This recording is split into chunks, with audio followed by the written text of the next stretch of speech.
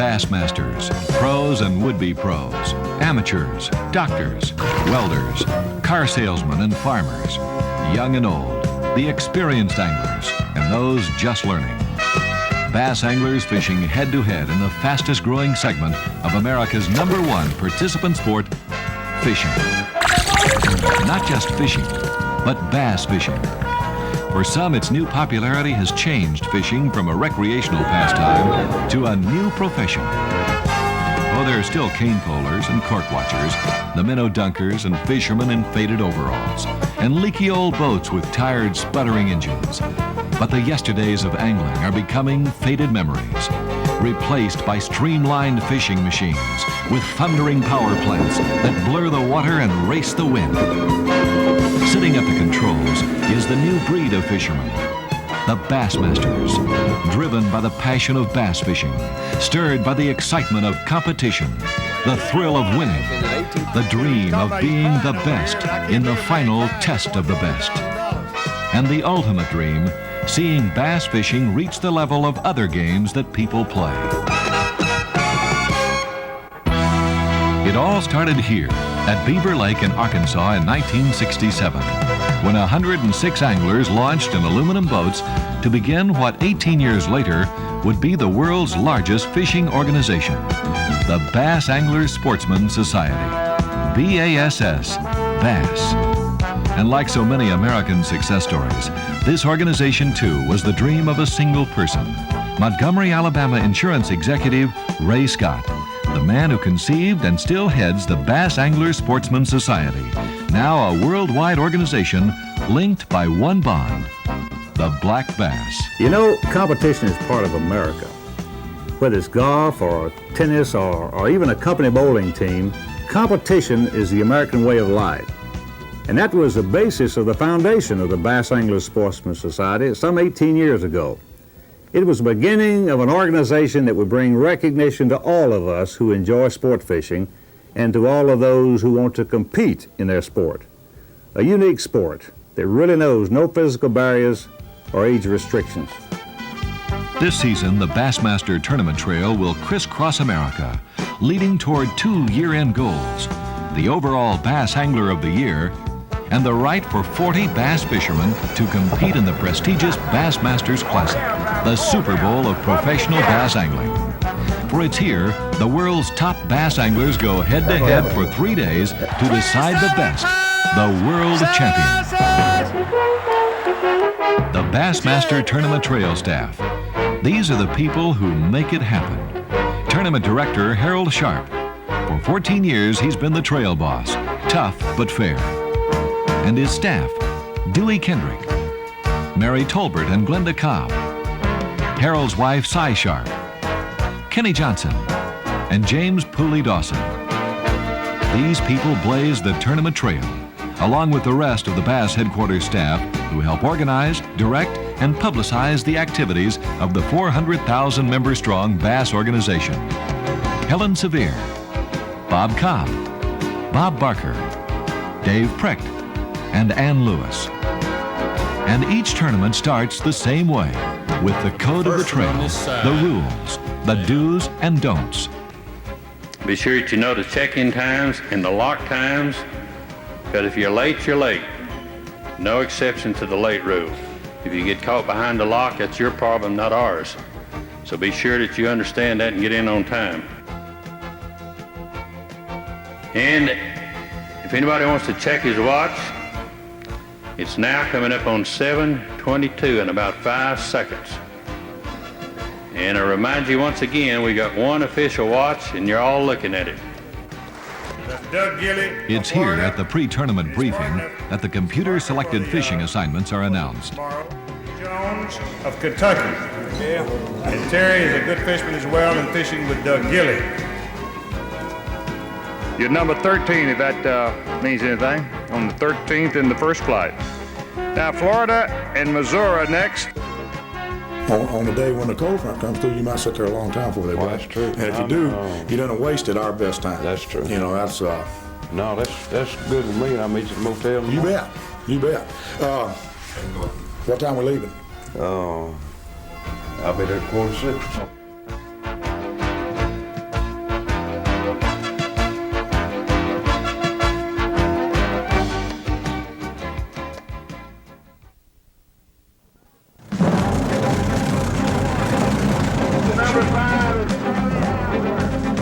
tournament day begins with a check of each boat's live well system, a guarantee ensuring the day's catch of bass will remain alive and well to be released after weigh-in. That's perfect.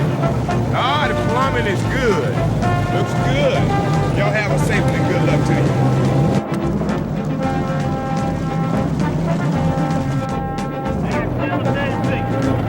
And of course, the mandatory daily check for proper safety devices.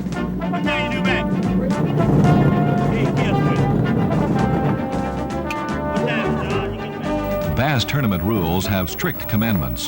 Whenever the outboard motor is running, both contestants must have their life jackets on and the emergency stop switch in place, so the outboard motor will automatically shut off should the driver lose control. By the way, the Bass safety record is 100%. I need you to get in the habit of using the buddy system. This is the best safety device that we have. Whenever you crank that big engine, or your partner cranks it, you look at him and see that he's got his life vest on, and it's zipped up and snapped. And also, if he's running the motor, that he has got the kill switch hooked to his body. Now, that's just a system that's going to save both your lives. If you'll get in the habit of looking at that guy and say, you need to put your life vest on, or hook up the kill switch. We never lost a contestant, and we don't want to start now, so be sure that you keep those life vests on and zipped up at all times.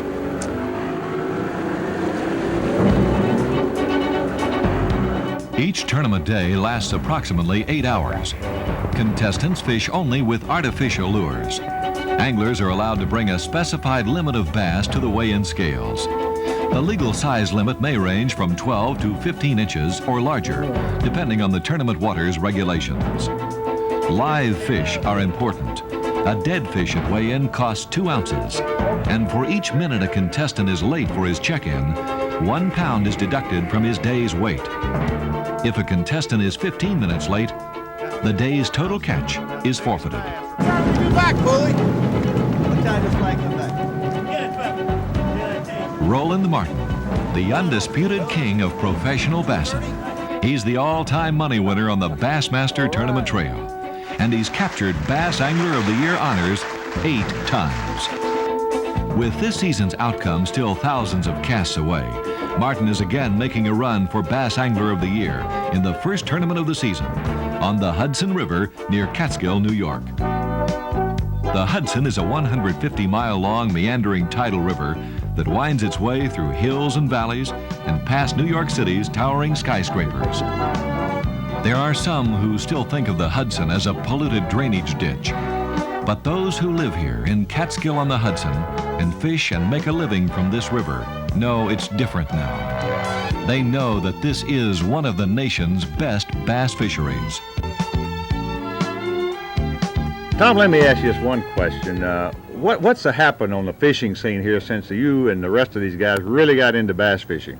Well, before we first got started here, there was nothing. We had the Hudson River out here, which was completely not utilized at all. And we got in here, we needed a good bass water, we had a good bass water. The local bass fishermen knew it was a good bass water. Everybody just sneered at it. So we got down there and started bringing in bass, good catches of bass, large bass.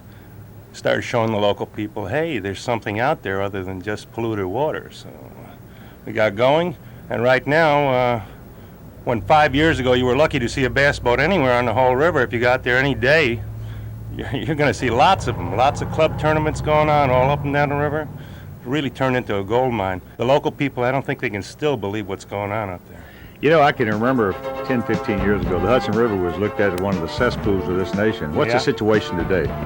They all feel that it's cleaned up so much better, the fish have come back. The rebirth of the Hudson is bringing a new and rapidly changing awareness of this resource to anglers in the Northeast, like outdoor columnist Don Ecker of New Jersey points out. Well, of course, the tradition in the East since God made little apples has been trout fishing. And you got people who don't know even what a bass looks like. Now, the past few years with the Thousand Islands, now with the Hudson, with some of the fishing in New Jersey and Pennsylvania, the locals are really turning on to bass fishing. They're really finding out that there is some excellent largemouth bass fishing and smallmouth bass fishing in this region. And the bringing of national tournaments to this area is really highlighting the untold story of the East. There is as good bass fishing up here as people traditionally think is available only down south. The Hudson's fish are governed by its ever-changing tides. Knowing the patterns of this fluctuating river will make the difference. It's taken me a while to get used to the tidal effect of the water. The first morning of the tournament, I went to my fish and there wasn't any water there, and I couldn't believe it. But that was an unusual case, and my partner told me that was the lowest the tide had went down in about 5 years, simply because of a northern wind that blew all the water out. What you see here is one possible result of a slight course error with a 20,000-pound sailboat and a part of the Hudson that's got 4.5 feet of tide. We're on the sand.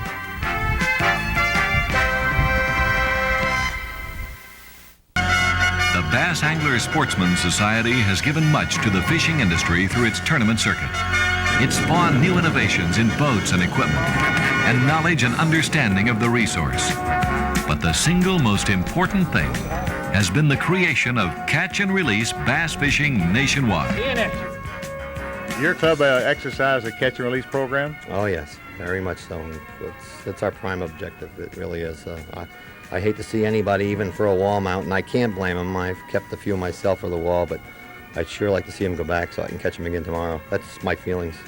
I even rub it in with these guys. Record numbers of 5 bass limits from this reborn bass factory are brought to the tournament scales. As the final day of competition approaches, a familiar name is once again on top of the leaderboard, Roland Martin. Although many anglers are fishing close by, Martin's chosen fishing area is more than 60 miles downriver and only 40 miles from New York City. Whether Roland's 3-hour round trip is worth the time and gas will only be decided at the weigh-in scales.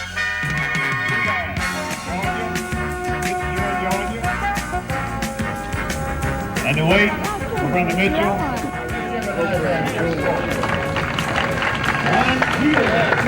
Well, really, the tide had a great big part to do with my fish.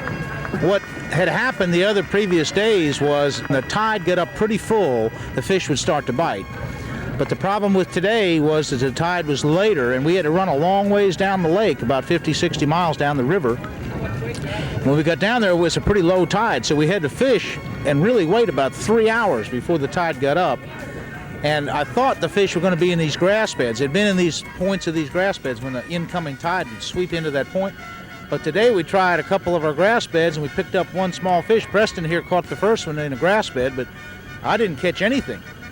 So I was really concerned, and I'd fished all the way till 10:30 before I could hit my first fish, and then I went to a little set of pilings that was being inundated by the rising tide, and I really didn't have much faith in it because I'd fished those pilings for the last 2 days and I hadn't caught a fish. But I figured if they weren't on the grass bed, maybe they'd be in those pilings, and boy, right in about 15 minutes, I put 4 big ones in a boat, one about 5, one about 3, a couple around 2.5. And then maybe a half hour later, I finished off my limit. So I really caught all those fish that I caught in about an hour and a half. I guess I have about 17 or 18 pounds today. I don't know. I got one over 5 pounds. So unless somebody weighs in a tremendous, atrocious stringer, I think I've won the tournament. I don't know yet.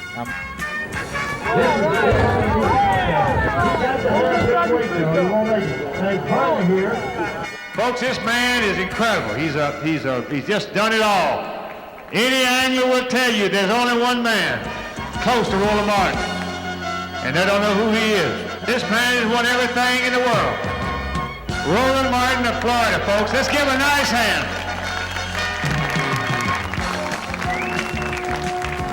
Watch the scale.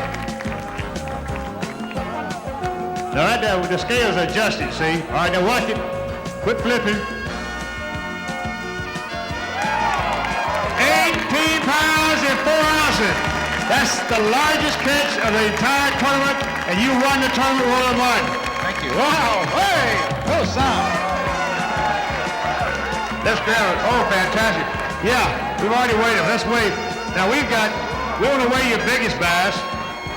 Yeah. Now remember, you've got to be 5 pounds and 7 ounces to be the largest bass for the day and the largest bass for the tournament. 5 pounds, 7 ounces, and he has also won the other Ranger boat with a 5 pounds, 14 ounces.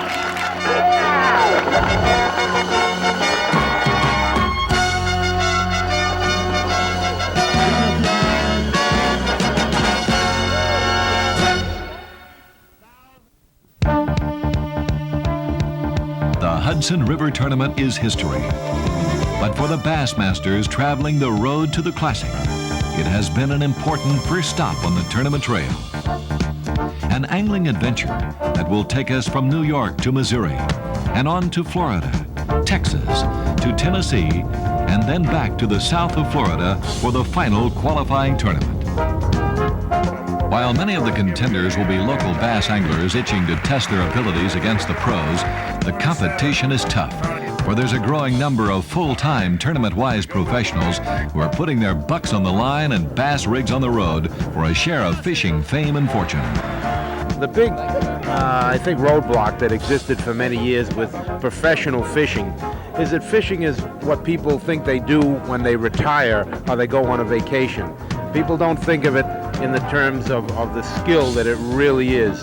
And what has happened with the pros that have come along in the sport today is they have shown that there is not a lot of luck in really fishing. You have a guy like Roland Martin, a guy like Larry Nixon. Their name is always at the top of the list on all of these tournaments. Now they have to be doing something different than the other anglers, and that is the skill that they show in their sport. When the public has been seeing this, they've come to the realization that this is a skilled, or maybe even more skilled an activity than golf or tennis or any of the other professional sports, because it requires a knowledge of the environment and the species, as well as mastery of your own skills. A tennis ball doesn't jump and spit out a hook, and a golf ball stays right where it's at. It's not always easy to hit, but it's not moving, and it doesn't get moody. Well, a bass is a tremendous challenge. It can be there and not take your bait. It can take your bait and jump in the air and throw it back in your teeth. There's a tremendous challenge in this sport, and I think that we're just at the beginning of what can be a new era for professional fishing and people making a living, actually making a living fishing. Warsaw, Missouri, second stop on the road to the Classic. This is Harry S. Truman Lake, a 6-year-old, 55,000-acre timber-filled reservoir that many fishermen feel is the best bass lake in the nation. And while its productivity is due to the youthful age of this impoundment, an aggressive state fishery management program is trying to ensure a continuing good bass fishery through a careful but often misunderstood management tool, a longer than usual bass length limit. I think the 15-inch limit's the best thing that's ever happened to fishing in the state of Missouri. As a guide, what it does for the lakes is the fish have a chance to spawn 1 year before they're taken out of the lake, and usually your 12 to 15-inch fish are the majority of your stocking program that really produces the best. And I really think the 15-inch limit has helped the fishing in Missouri 1,000% than what it used to be. I've been asked by a lot of anglers if a 15-inch size limit is the solution to all lakes, and the answer to that is definitely no. The size limit, if a size limit is needed, it should be based upon that particular lake's capability to produce and sustain bass and bass fishing. We started with a 15-inch size limit even before the lake was completely filled. So it's the first large reservoir that has had a large size limit put on the lake since it was initially built. What we've basically seen here is that we protected a lot of those small fish. The fish that we have, not only in Truman but in many large reservoirs, are very fat. They look really healthy. And even though they might be a 12 or 13 or 14-inch fish, the potential and the tendency for most anglers are to go ahead and take that fish. By go ahead and keeping the fish in the lake and letting them spawn a couple of years and getting that catch and release benefit, multiple catch and release of the angler on those short fish, we can recycle them and help the initial boost of the lake by providing more bass because we got more brood stock in the lake. Bass will start spawning when it's 12 inches or so in length. So by go ahead and return those short fish, we're getting a couple years spawn on them. This management tool appears to be working, but professional angler Ken Cook, a trained fisheries biologist, looks at the issue from two sides. 15-inch length limit is a very useful tool, but you have to have certain things taking place in the fish population before it'll work. And what you have to have is a rapidly growing bass population with plenty to eat, basically. And as long as those fish continue to grow very quickly and reach 15-inch size or whatever the limit is within a reasonable length of time, then a length limit would be beneficial.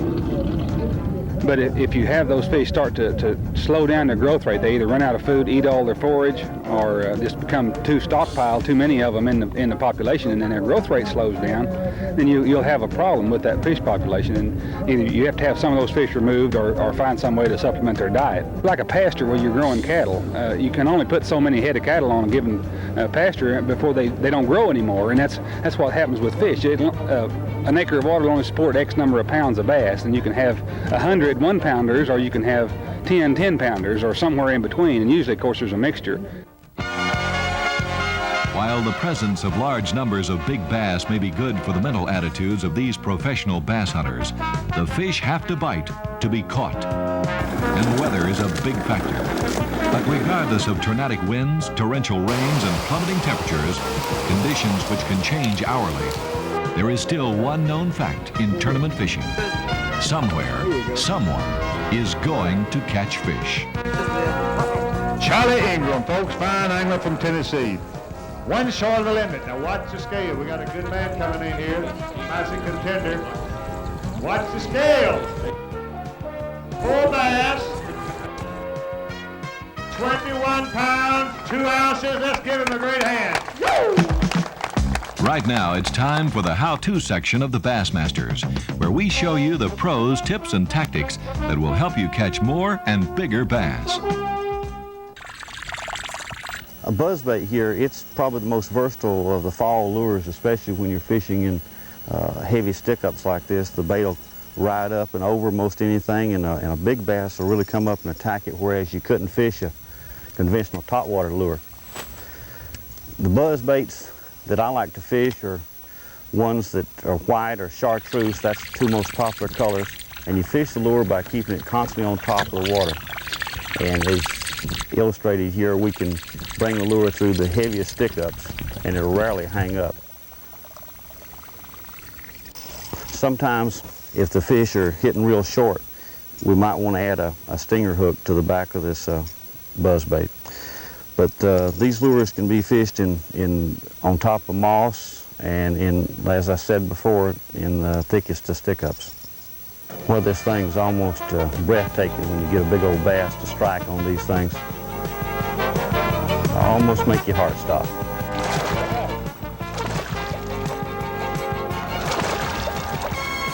The Bassmasters will be back next week with more exciting fishing action.